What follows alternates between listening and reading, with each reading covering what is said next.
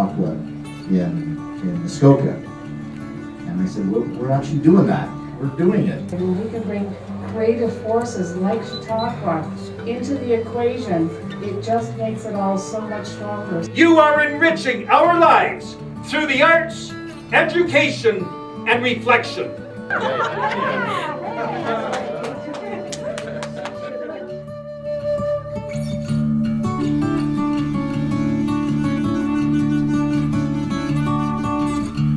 I'd especially like to welcome to the podium TVO's one and only, Canada's one and only, Steve Pagan. Steve.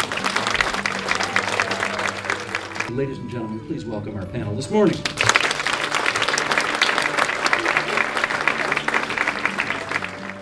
The beauty of this discussion this morning is that there's really no right or wrong answers. We're going to speculate on how the last 200 years might have gone differently had the Americans won.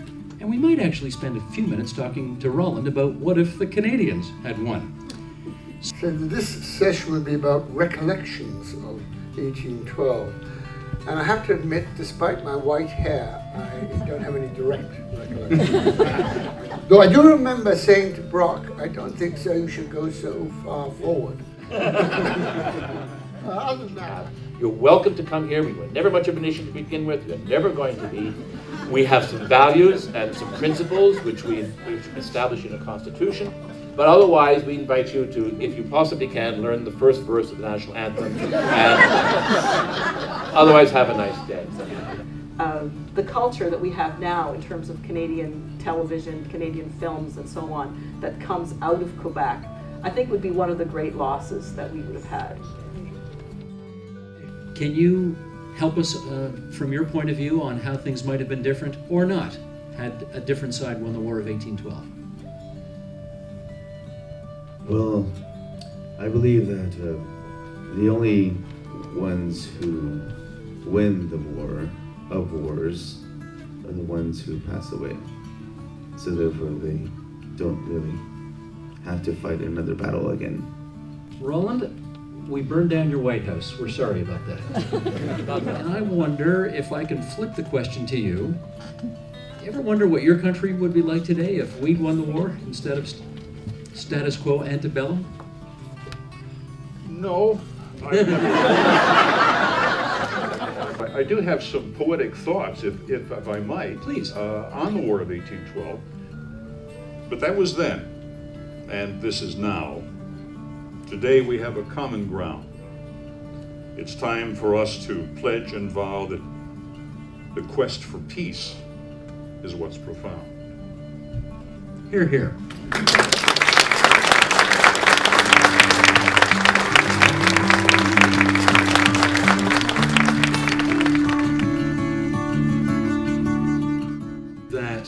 What I was doing by researching this rock, I was actually digging into a culture. And that one of my main characters would be a British warship known as the Isabel.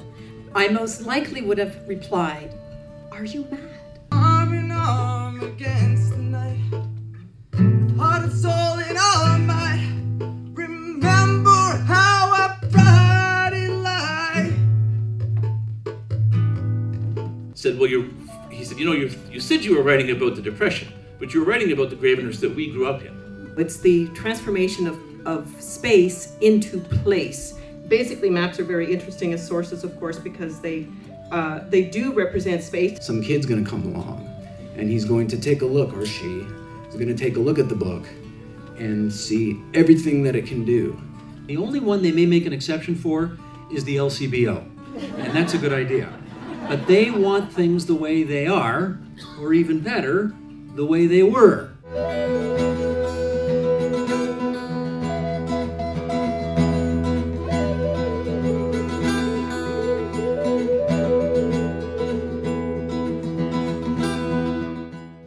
that was the nature of the whole settlement of the west south of the border.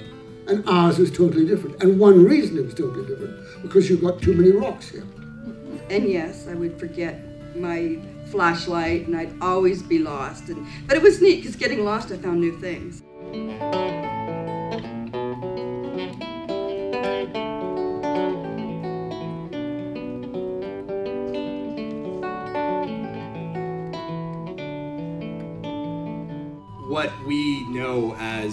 Canadian music is still an American concept.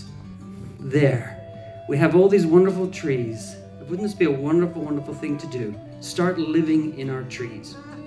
So I was listening to you play with my friends over at that table by the window, and I just wanted to say how much I was enjoying your music, but there's just one thing, if you don't mind me saying it. So you sound a lot like Michael Jones. Poetry to me is love at its purest verbal level. Where the twirling river twines, where the fish swim up and down in the sparkling waterfalls, where the thunder rolls and the lonely puma calls. Figured this was the place. We did a little ceremony there. He put in his chainsaw, and together we were the very first people ever to cut into this tree. This is the piece that came out after about 20 minutes of work, and it was perfect. Absolutely perfect. In every way.